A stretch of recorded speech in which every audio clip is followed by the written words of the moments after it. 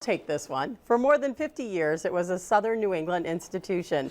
Almacs supermarkets, remember?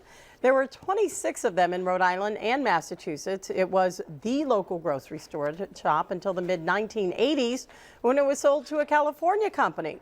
That's when the money woes began. A few years later, there was another prospective buyer, and union workers were asked to take a vote.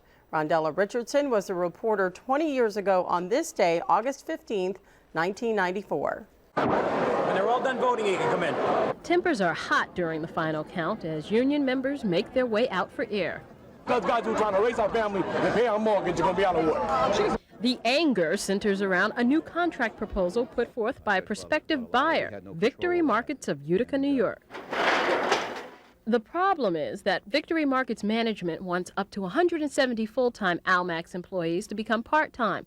The company says Almacs can't afford to keep so many full-time employees and stay competitive with other stores that employ more part-timers. For full-timers in the food chain, that's tough to chew.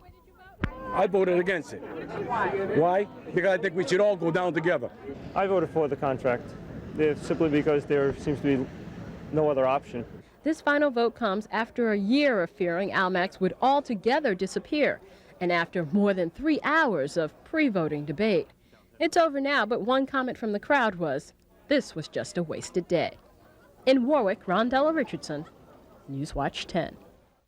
Well, Victory Holdings of Utica, New York was successful in its bid for Almacs, but then a year later, it declared bankruptcy, and on December 17, 1995, Almacs was no more, and 2,000 workers lost their jobs. Now, these days, many of us fondly remember that supermarket chain, often giving directions based on where an Almacs used to be.